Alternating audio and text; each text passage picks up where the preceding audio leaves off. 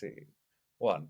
So, welcome, Yvette. Just to introduce Yvette, from my side, Yvette taught me level two counseling, which is a certificate towards becoming a professional counselor. She's a great teacher, and she teaches from Malachite School of Counseling. And Yvette, over to you. I'd love you to introduce yourself a bit more. Okay. Hi, Dev. It's nice to see you again after you taking a break from your studies. I'm sure a lot's happened during that time. Um, yes, where am I now? So since I last week, since I was teaching you, your group, which you were in, moved up to level three, and they've just finished their studies, and the new introduction of level two have come in, and they've just finished their studies as well. So everyone's sort of finished where they are, and then the new intake starts in September. That's great. And how are you finding starting your own school? Like, and how did that come about? Okay, so originally I was tutoring in a college and tutoring on teaching the level two counselling skills and the level three counselling studies. And I was happy doing that. With, a nice group of students. And unfortunately, one of the level four tutors left, so they asked me to start teaching the level four as well. And then, unfortunately, we went into COVID at that time. This was in 2020, so we had to move all the teaching online, and which was really difficult. It was tough because the world wasn't prepared for it, but we managed it. And so I had three groups of one group of level two, one group of level three, and then the class of level four that I was teaching, along with another tutor. And then as we slowly came out of COVID, the college made a decision that they weren't going to be teaching the courses anymore. So I had a group of level two students and a group of level three students that really didn't know where they were going to go and how they're going to take their qualifications any further. So they asked me if I was set up.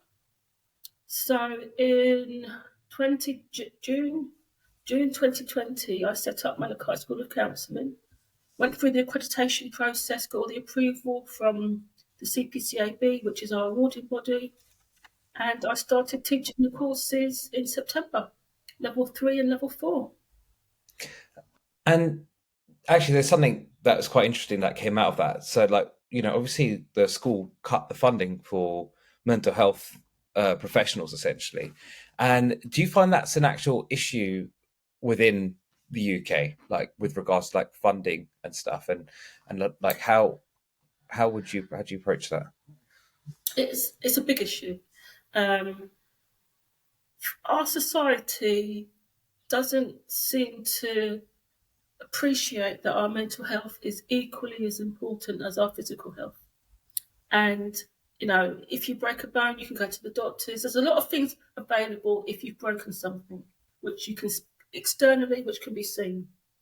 If if your mental health breaks, there's so much stigma attached to it that unfortunately people, especially men, don't reach out for help. Or they don't know where to go for help, where they can feel safe. And so what's happening is we're living in a society, especially after the pandemic, where I'd say between 60 to 70% of the population is suffering in silence with their mental health, and they haven't got any outlet where they can go to get the support. Or if they do reach out, there's an 18-month to a 24-month waiting list. And these are people that are desperate and need the support now. What model would you use? Like, if you were to like pick a model. So I'm actually going off script on this because I actually thought it's well, what model would you use across, like, let's say you got the whole world, like America, they almost access their therapists almost on call, don't they, privately? But like, what model would you use across the world? Which one would you think is actually the best for mental health? I think I see mental health as something that we all suffer at some point. Some people don't like to admit it. But with things like if you go through a redundancy or a bereavement, a loss, a relationship, divorce, these things, they impact our mental health. at some points we do decline. We suffer, different levels of depression. When you lose a loved one, a partner, a husband, a wife, a child, we do go into depressive states. And, these states make up our energy in our body. In order for us to function, we have different sets of emotions, some more than others, but we all have anger, frustration, sadness, love, loss, grief. We all suffer these things. And in order to appreciate and understand, I guess, and there has to be an element of acceptance, that to accept the fact that everybody does go through this. I know in America, they have their individuals have a psychotherapist, or a therapist as they call them. And it's like having a pet. Everybody has them because they can appreciate the importance of having somebody there to talk to who's impartial. But for some reason, the stigma attached to mental health here, it's the shame and the guilt that gets associated with it, that people do not want to reach out for it. They deem it that if you reach out for help, you're weak, you're broken, you're damaged. When actually it takes courage, it takes strength to ask for help. Well, where do you think that's come from? Like, especially in the UK, because I mean, it's very true. People almost like you can hear when people speak as well, they can't even say no. Like, where do you think that guilt and shame has come from across? I think British culture is, we have a stiff upper lip. This is a term I've heard quite a lot. We conform, we queue. We don't, we queue, we form an orderly line. We don't disrupt, we don't do things out of the ordinary. We comply a lot. And so therefore it's something that's not talked about. It's beginning to be talked about now. But it's something in the past that's not really talked about. And if you go back to the early 60s and 70s, if you did talk about mental health, you were seen as mad. And if you shared that concern, you were committed. You were sectioned. And I know in some parts of the UK back in the day, you would have, I can't remember what the terminology is for it, but you have like electrotherapy, where they put the things and they electrocute you. And that alone would be enough to put anybody off from saying they've got mental health issues, concerns, or they're feeling sad. You can't feel sad. You have to put on this persona of positivity. Yeah, and actually, linking to that, like, do you reckon, like when you see, like when I look at Instagram, people always show like their best self and their best life, like, what are your thoughts about that? Because like I always see that as like an issue with mental health, especially if someone's quite excessive It's over it. a very, very big issue. A lot of the clients, the young clients I work with, they're living up to this unrealistic ideology of trying to compete with these people that they see on Facebook, Snapchat, TikTok. And the work through the therapy is to help these young people to understand it's a snapshot of their life. It could be a 30-second window of a photograph, and yet a young person will see that and fantasize about this life that this person's living. And it's unrealistic. It's, you can't live up to these expectations. It's impossible. Yeah, and I suppose that's also kind of going back to where I was going to lead the conversation. But like, what misconceptions do you reckon people have with counselling? Because obviously, people get misconceptions with like people's lifestyles, and it almost causes them issues, because they see the perfect and stuff. But what misconceptions do they have with counselling, in particular, especially nowadays? So misconceptions of counselling. I guess the biggest misconception is your typical counsellor. Okay, this is in typical, and I guess was where I was when I first started my journey. Your typical counsellor is going to be a middle class white female. It's going to be well spoken, maybe come from an affluent area, and be married to someone who's got lots of money. Okay, and they're going to look and speak very proper. And that can be off putting for some people, because if you think about what's portrayed on the television, when we watch movies on the TV, you're going to see maybe, white female, maybe blonde hair, looking very, very beautiful. And for some people, that's quite intimidating to sit in front of somebody when you're not feeling the best, you're feeling depressed, and you really just want someone you can relate to. And I guess that's the biggest misconception of what people may expect when they go to a therapist. The reality is very different. And does counselling have any, like, does it have issues with diversity? Because obviously, like, I'm guessing, because when I was doing the training as well, I was the only male. But are there any other issues with counselling in terms of like diversity? Yes, there is. So we have a shortage of males. A high proportion of therapists, I'd say at least 80% are female. We need more males. We need more role models for the young men that are coming up and growing up in single parent families that don't have father figures. Not that a male therapist would be a father figure, but a male therapist may be the only role model that young man has in their life.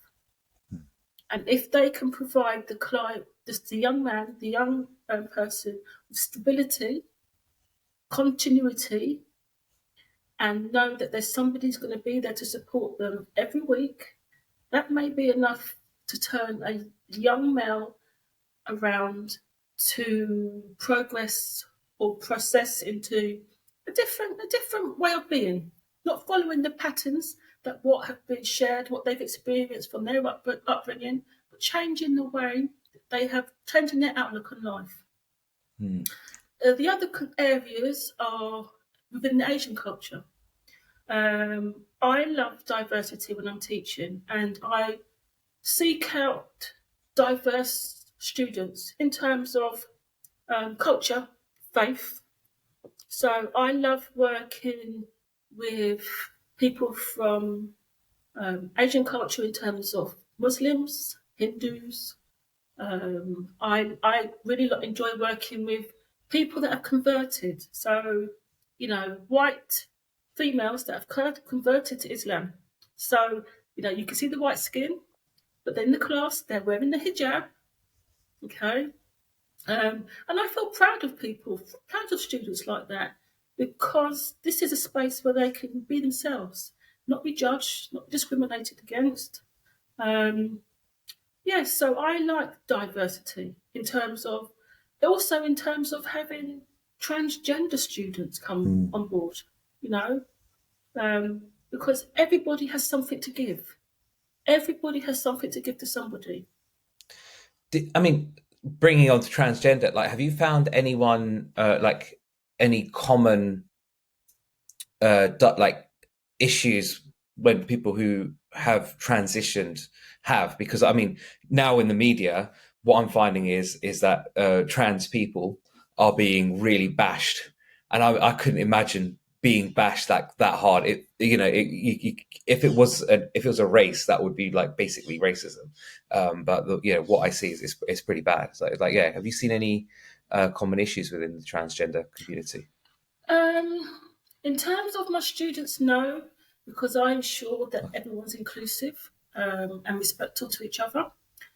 I guess in terms of my experience of working with transgender and what they've told, stories that they've shared with me through being with other therapists, is not being accepted for who they are, for the gender they have chosen to be, and being I don't know if it's mispronounced, the wrong pronoun. So the lack of respect.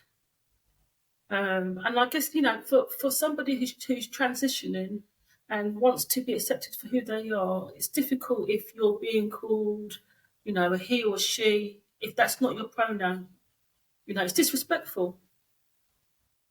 Yeah, I think so. I mean, if someone wants to, they're, up to them, but it just kind of shows them what character they are. And like, I don't think you should like counsel these people. I think you should shine a light on them.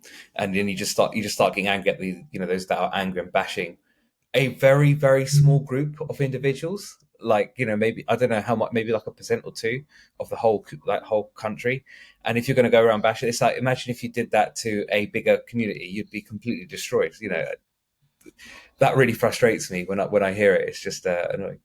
Um, and what motivated you to become a counselor? So, like, I want to know the story of Yvette, like from going into counseling to becoming a counseling teacher and the person you are today. Yeah. What motivated me?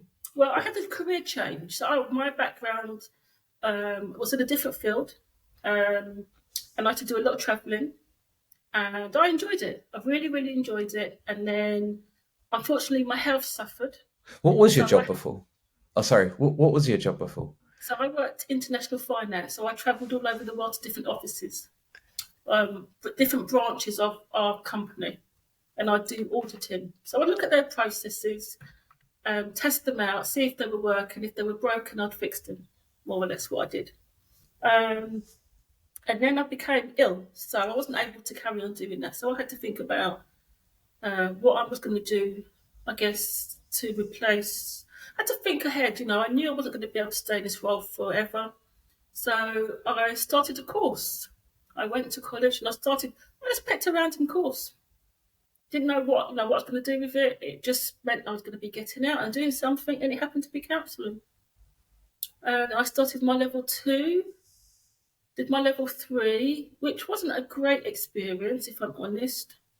And then when I did my level 4, that wasn't a great experience either. I mean, when you're working with people that have, some students come into the counselling profession for the wrong reasons. Hmm. Some people come onto the courses to seek personal therapy, to find it as a way of, come to terms with what they've gone through. And that's fine. That's fine if that's what you choose to do. But then what happens is some students come onto the course and they're not stable enough. Okay. And they're unstable in their interactions with others. So it was a difficult time for me in level 4 because I had a lot of my peers weren't really where they should have been. And so what I did is when I left level 4, I actually decided that through my own experiences, I would like to come back and teach. And so I asked my tutor if I could shadow her for a year on the level 2 and then go on to teach it. And that's how I got into teaching. It wasn't something I just came on a level 2 course. Just wanted to just do something, as a hobby, and it just turned into something completely different. Wasn't my dream, wasn't my goal, wasn't even in my sights. It just happened. That's something. I mean, that's basically why I picked level two. Is I was like, this looks interesting. But actually, something you put out that I thought was quite interesting is that you struggled in level 3 and level 4 because there are people who are these of therapy or not fit for purpose. And how does Malachite School handle people like that, especially around the level 3 mark? So what I introduced, so for the level 4, you need to have, and this is standard wise in terms of if you do a CPCAB course, they only require you to do a minimum of 10 hours of personal therapy at level 4. Now, I know that there are some students that come through that have never had therapy before, they've never experienced it, but yet they want to be able to provide it. So what I ask in level 3 is that my students have personal therapy from that point forward. So they're expected to have 10 hours of personal therapy in level 3 so that they can sit in that client's seat and experience what the client is going to be experiencing when they have their placement in level 4. Because you can never truly know what it's like to be a client unless you're a client yourself. Yeah, I mean, that's fascinating. Essentially, what it is that you can't really be a teacher. But I mean, has anyone ever like resisted that as a counselor, and like how do you deal with that? So I have had students that have said to me, I don't want to do therapy. I don't want to have to do 10 hours. I don't need it. And, when they say I don't need it, I think we all need it. Everybody needs it. I need it. And I'm a tutor, I don't need it. And I think, you know what? This is not the right course for you because it's a requirement. It's a requirement. It's not a requirement per se that you will fail the course. This is in your best interest. This is an investment in your mental health. And if you don't feel you're worthy of that, then I don't think you're suitable for our school in terms of working at level 4. Because if you can't respect the profession enough to have therapy yourself, then this is not the right profession for you. Yeah, that's fair. I mean, after the level 2 course, I was like, I definitely need therapy. I think it kind of shone a light on myself, and it was one of the best experiences I've had, just to kind of, let out that stuff, that so that someone's actually listening.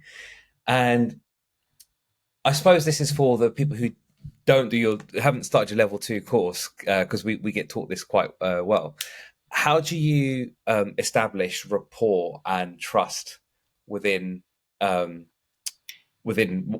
from client to clientee? So how do you start? I'm going to put this back to you there because this is what you learned. It's a year ago. So you know the answer to this. What is the most important thing between you and your stroke client when you're working with them? Yeah, so really catch their energy. Like I said, it's been about a year, so I'd have to revise. I remember it was about body language. Yes. I remember that it was about kind of paraphrasing what they're saying to show that you really understand what they're saying. I hope I'm doing well with that while I'm doing this podcast as well. I hope I'm kind of paraphrasing what you're saying and stuff. Obviously need improvement because I'm you're level 3 or level 4. And learning, actually deeply acknowledging the person's feelings and really picking the feelings that are coming out of the stories that they're saying. How did I do? You did well. You remembered really well. Yeah, so paraphrasing, active listening. So sometimes we pretend we're listening. We're listening, but we're not listening. Well, in therapy, we actually actively listen. And it's not so much listening to what the client's saying, it's listening for what they're not saying. Okay? So it's what they're not saying that's more important than what they're telling you. Because what can happen is they can say something to you and their body language is telling you something completely different. And how do you unpick that? So let's say let's say there's an instance where they go, I'm so happy, and then how do you unpick that and help them understand that what they're saying isn't what they're feeling, kind of thing? So we used what we call immediacy, and I can't remember if we did that in level 2, if we touched on that, but if we didn't. So immediacy is where it's almost like talking. So you've got an elephant in the room. You've got the elephant in the room, and it's about actually let's bring the elephant to life. So you use immediacy. So you talk to the client and you're saying, I can hear what you're saying. You're saying you feel okay, but you're not looking at me in the eye. Your shoulders are hunched, and I'm just wondering what's really going on. So you're hearing what they're saying, but their body language is telling you something completely different. So you're just gently going to challenge them, and not in a challenging way, as in I can see this, and what you're telling me is not the truth. No, you're not saying that. What you're doing is identifying. I can hear what you're saying, and I'm listening to what you're saying. But when I look at you, you're hunched over. You're not looking at me in the eye. So I just wonder what's going on for you. Yeah. So if there is someone, let's say you do challenge them, and even in a positive, soft approach, has it been an instance where people just react in such a bad way that it becomes quite oppositional, just by nature of who they are? It can happen. What we call it rupture and repair. So where you can say something. That's what I say. When you introduce immediacy, it's a very powerful tool, and you have to do it. You have to really gauge it so that when you use it, you're not coming across, rather than challenging, you're not coming across as confrontational. Okay? Because if you come across as confrontational, you're going to rupture what we call rupture the relationship, because the client is going to be angry and defensive. How dare you say that? I've just told you I'm feeling fine. They will feel like you're not listening to them. They will feel almost go into defense mode. So it's a fine line to balance when you're using immediacy to make sure that you don't cause any conflict in the relationship. If you notice, if you do cause a rupture, we call it rupture, then it's down to you as a therapist to repair that. And how you repair that, again, is bringing it into the room, exploring. How can what I've said, why has that made you feel the way you do?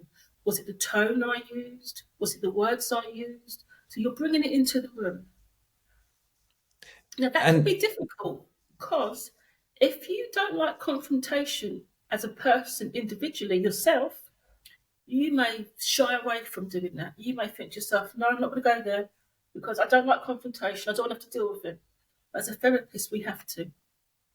and how does a therapist acknowledge that? Like, obviously, I mean, I have issues with that as well. So like, when it comes to talking to someone and they're being a bit abrasive, I kind of just switch off and walk away and be like, I'll talk to them when they're calmer, kind of thing. Like, how would a counselor deal with that in that situation where the client might be a bit um in your face, kind of thing?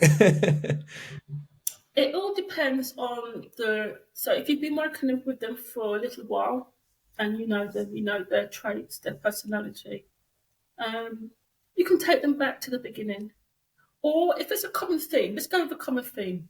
A common theme is that they treat each individual in their life the same way as they're treating you. So they get confrontational, they want to run away, it's all your fault. So they project. What they're doing is they're projecting their feelings onto you. It's not me, it's always you.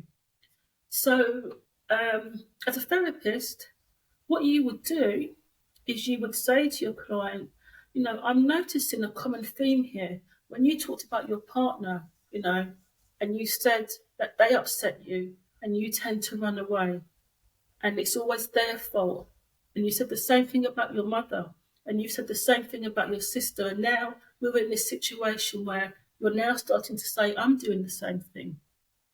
So it's kind of bringing the elephant back into the room and discussing it in an open environment where it allows, as difficult as it can be for the therapist, it then allows the client to start to see, actually, you know what?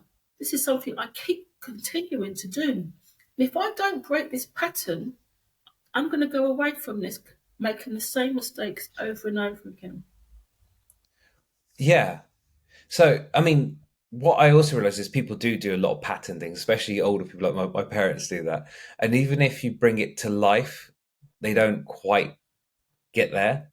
Is there a way? I mean, would you recommend that you don't confront it as a personal individual and you really refer them to a therapist if they are in like these loops and patterns and things like that? Yeah, yeah. I mean, there's only so many things when we're working in our own relationships with family members. You know, there's a model that we call the parent adult child model. It's called the Mm. PAC model, and it's how we relate, especially with children. I say children, even when we're adults, we're still children. Family members, our parents always see us as children, and the idea is that as we get older, our conversations with our parents are adult to adult, so we're speaking on equal terms. But what happens is if the parent steps out of adult and goes into a parent mode, the parent mode, then we automatically, as the child, will go into childlike mode. And it could be that the parent is becoming critical, say Mm. something critical, and it triggers us based on something that's happened a long time ago in our childhood, and then we start to play out that same behaviour. That's fascinating. And I mean, are there any like stories that you've got obviously not mentioning clients and stuff, but any stories you got where you made a huge impact on someone's life in it?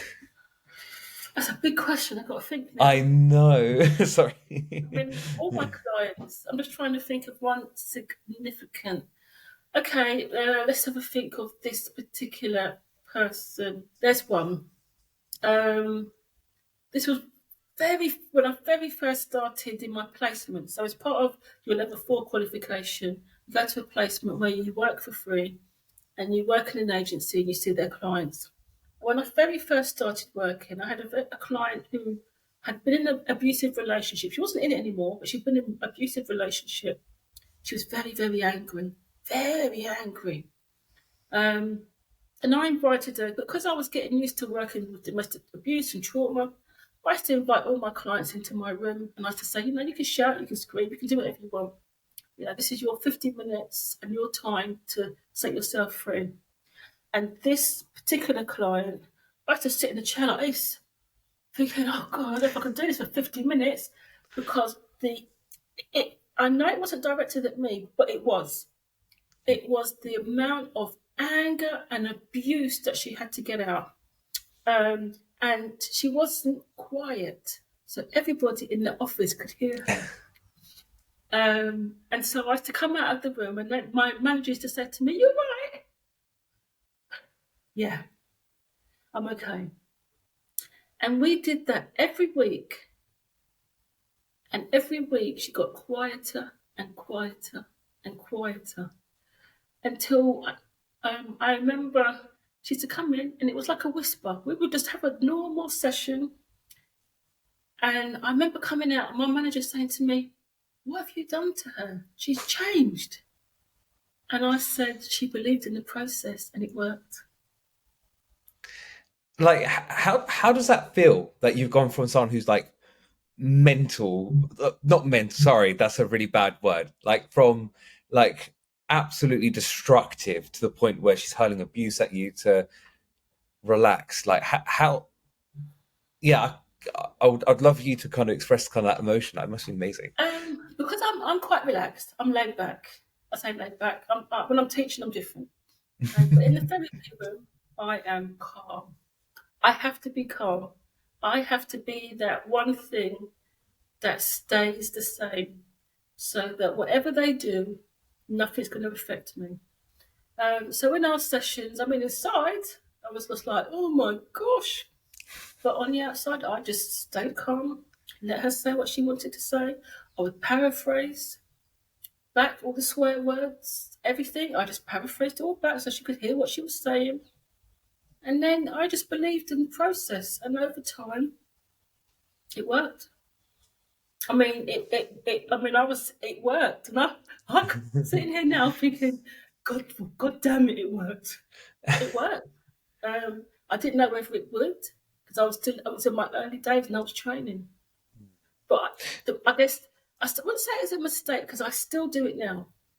Inviting her in, you can shout, you can scream, you can swear because that was the only 50 minutes that she could to be herself. And I still invite my clients to do the same thing. I would never say you can't do this, you can't swear.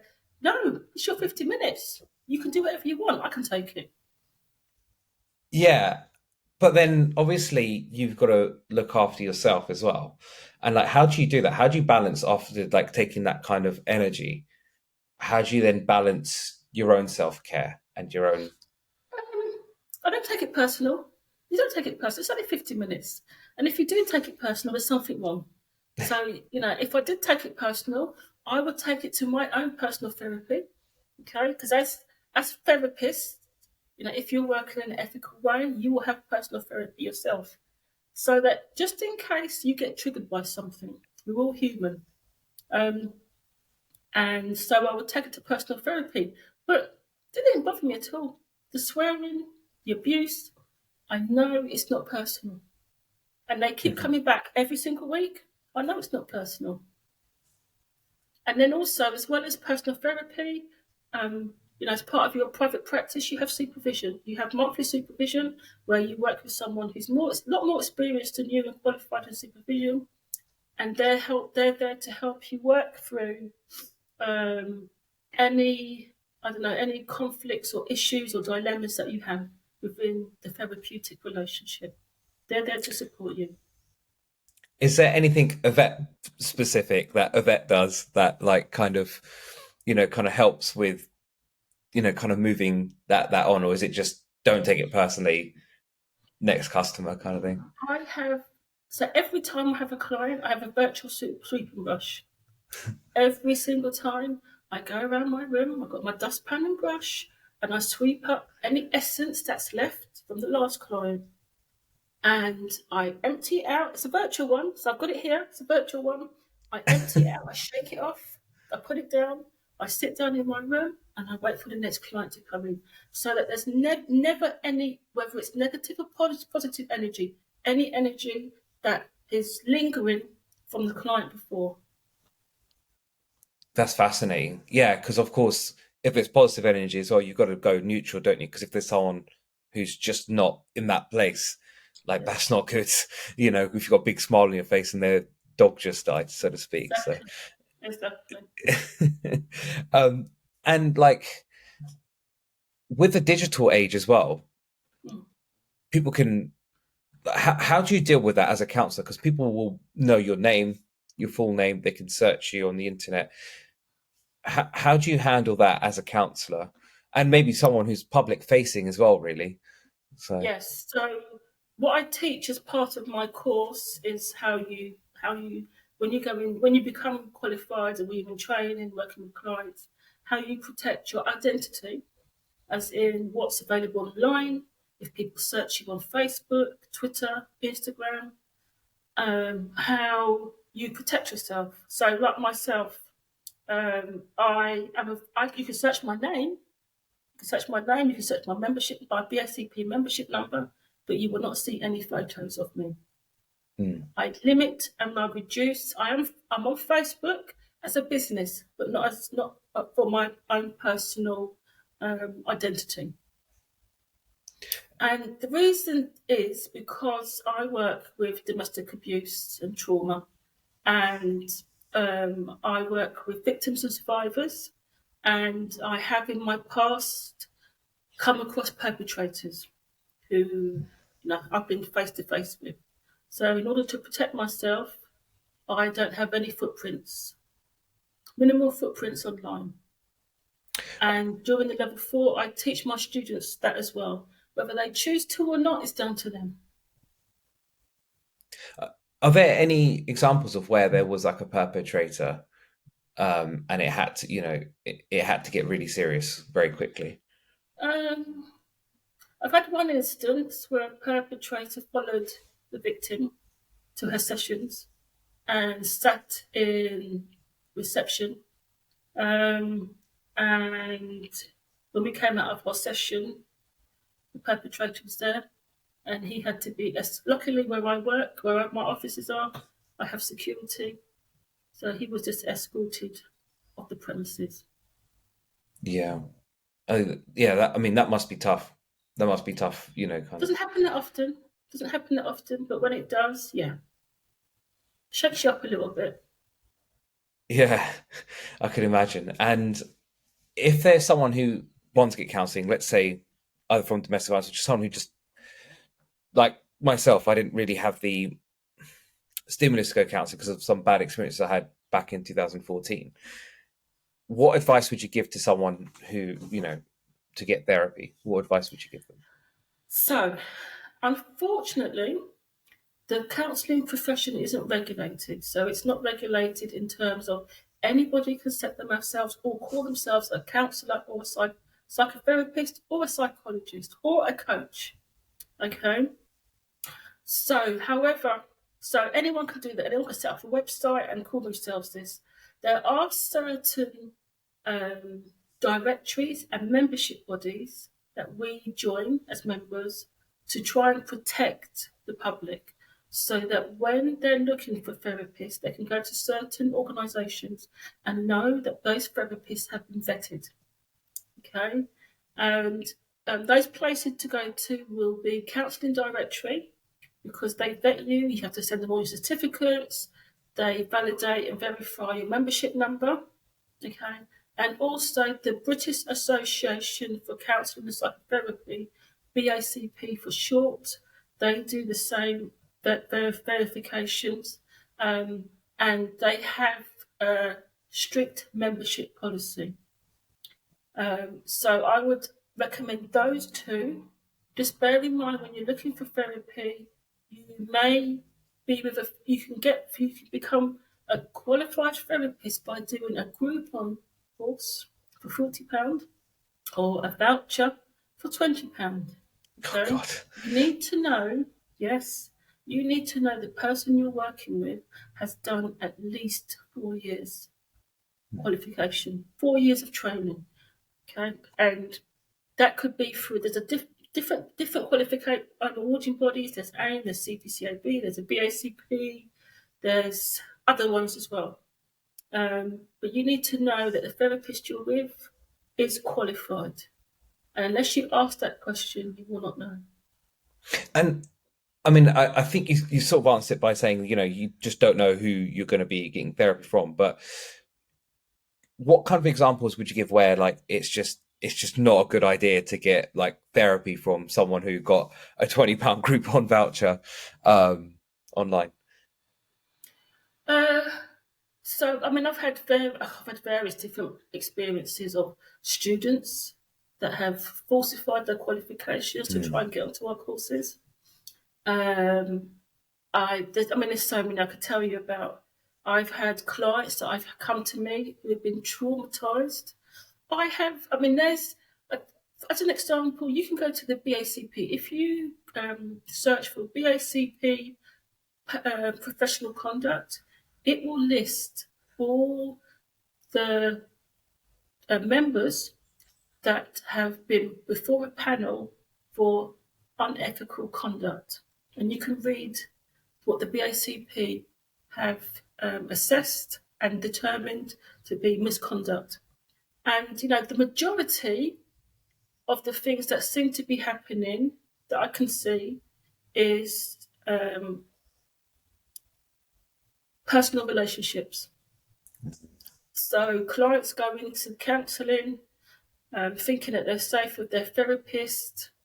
Maybe the therapist experiences, we call it erotic transference, where the therapist starts to have feelings for the client. And we know the client's the vulnerable one. Okay, so the client is never at fault because of the vulnerable one. They're supposed to feel safe with their counsellor. And if the counsellor starts looking at them and seeing them in a different way and starts to manipulate them for their own sexual gratification, that can be serious. That can have serious consequences. Not only for the therapist, because they could be reported, but for the client going forwards. It can really, really have serious consequences for them and how they view the world. Yeah, I mean that's an abuse of power, even in teaching as well. Even if they're of age, if you make a relationship with a student, that's just a huge.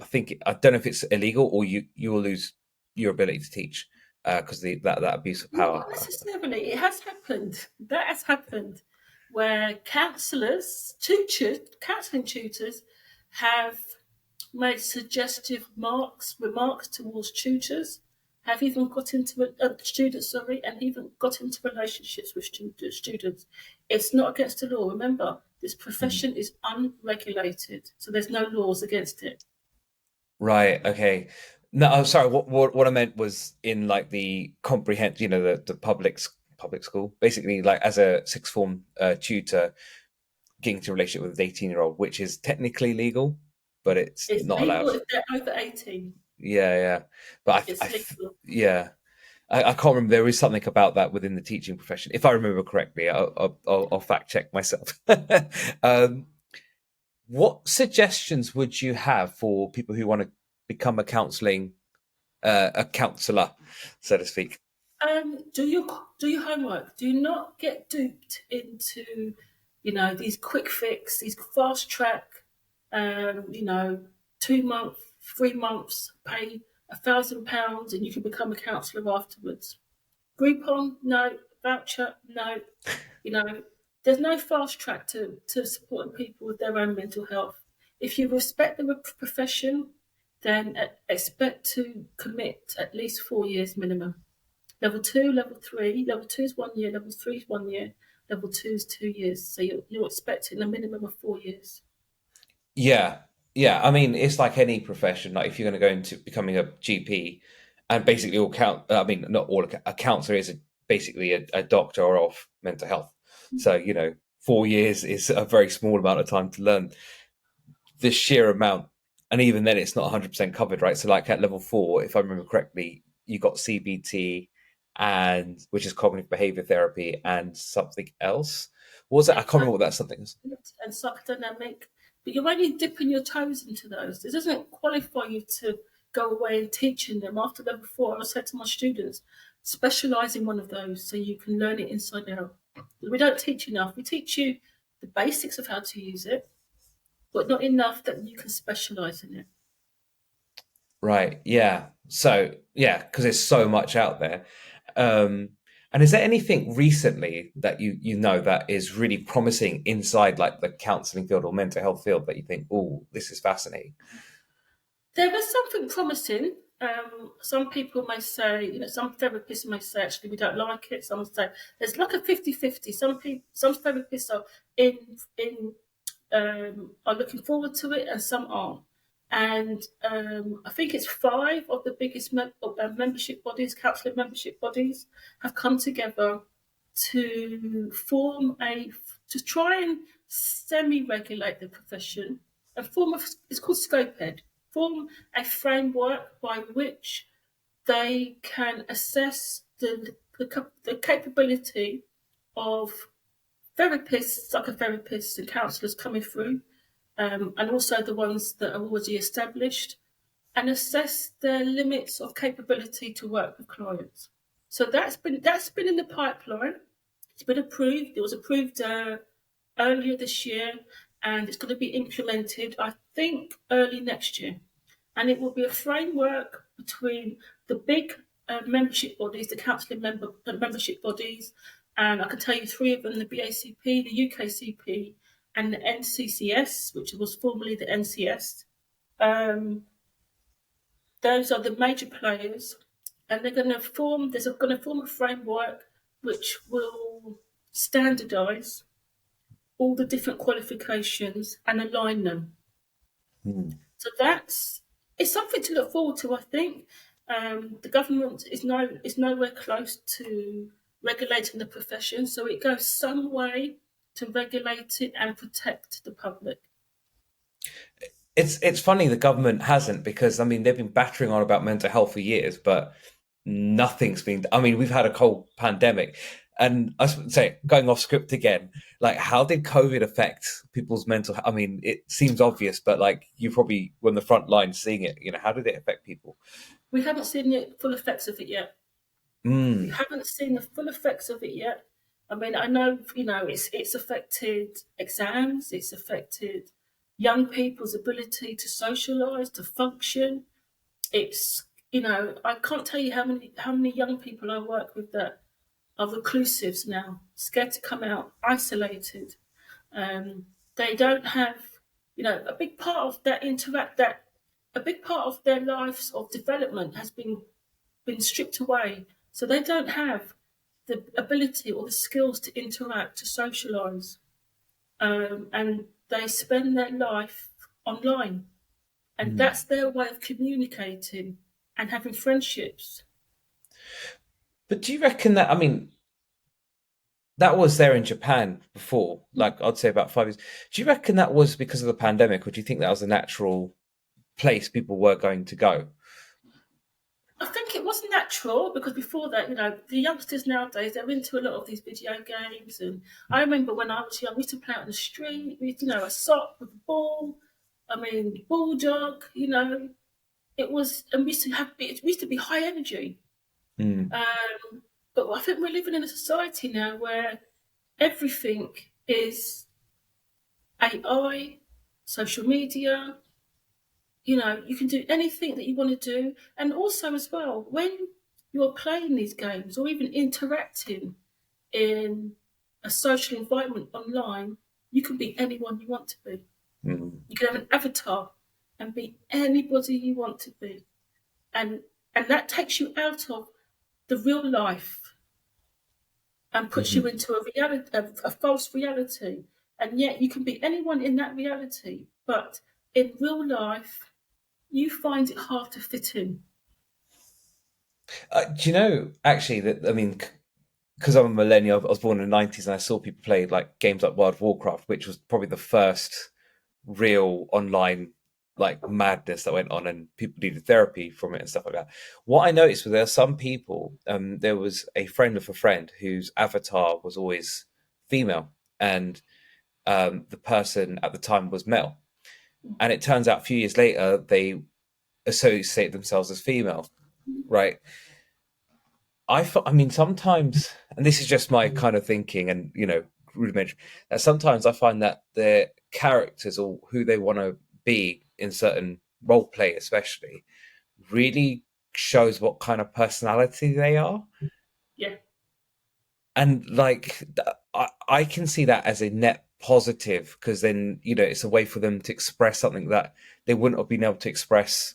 Let's say like Alan Turing couldn't express. He couldn't express his homosexuality, potential autism, and stuff. Whereas if he was online, he had to invent the computer first. Yeah. So, what do you think about that? What do you think of the digital world? Like, kind of. I think it's the way society's moving. Um, people live their life. If you're sitting at a dinner table, you've got two children and the mum and dad, and then you've got whoever's on the phone, they're texting, and it's almost like there's four people around a table, but if everyone's on their phone texting, it's almost like there could be eight people around the table because the person they're texting is part of what's going on. Or I say texting, Skyping, TikToking, Facebooking, whatever it is, live streaming, whatever it is they do now. We're Listening in a to Pocket Pals society. and say Huh? listening to Pocket Pals and Spotify. If you're going to eat and you need to listen to something, do listen to this. We got a good podcast today. So Me personally, I feel our young people are losing their social skills. They are not interacting amongst family. Okay. What I found is when I visit some of my friends, the children are up in their rooms, separate, eating in their rooms. They're not eating as a family anymore. And so the social skills that we develop with communicating with our siblings and our families and external families, they're losing those skills. Or not even losing them, some of them aren't even developing them. So therefore, the only way they communicate is online. And you find those kinds of people are introvert, suffer social anxiety, live in isolation, and find it very, very difficult to interact with others. And it may not necessarily be because, when we talk about those people, someone will say, oh, they're autistic. No, these are your average children that just don't have social skills because they haven't been developed in the home. I mean, that's fascinating. And what I found with the digital world as well is something I do with my family. Whenever I'm around them, as soon as someone's on the phone, I tell get off your phone. I said, if you want to talk to someone else, I'll just leave. Like, if we're off our phone, because you're right, there is nothing like body language, nuance, talking, listening. It does things in your brain, I'm sure, does things in your brain that are much more rewarding than taking a picture of yourself in a really strange way, posting on Instagram to get everyone else jealous because you're, which has caused a bigger mental health issue. I find that actually having physical interaction with people makes a huge difference. And we need So, it. We're social animals. We're social beings. We need that social interaction to flourish. Do you remember in level 2 we looked at Maslow's hierarchy of needs. Yes. Yeah.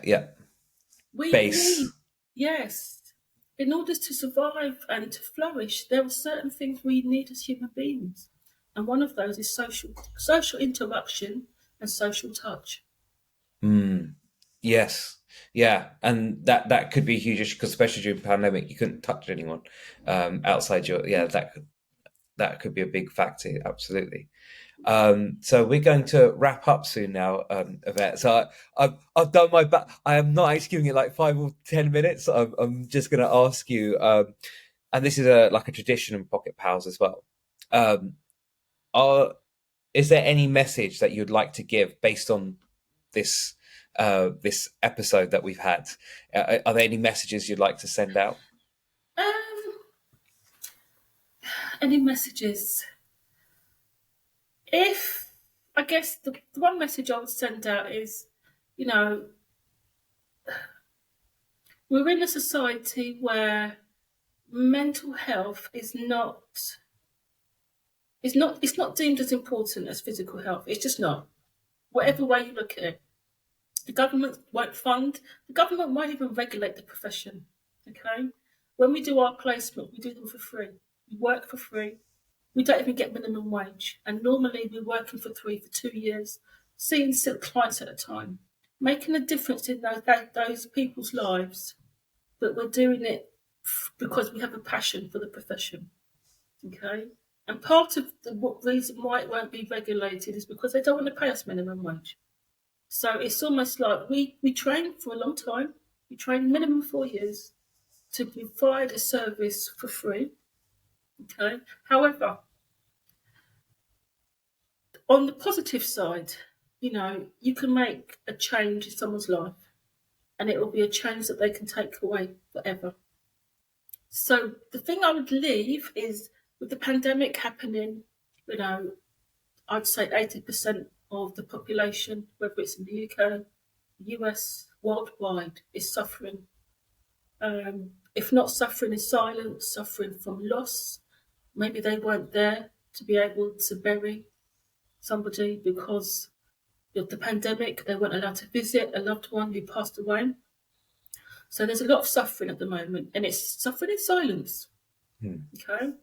But I can tell you that if you want to make a change, however small it is, and you're at a place where you want to change profession, come into this profession. Come into this profession and give something back to those and give something back to the next generation because those are the ones that are going to feel it. Well, thank you, Yvette. It was a pleasure talking to you on this episode, and I'll be providing your link on the on our description. And please do visit Yvette's site, Malachite School. Thank you. Thank you.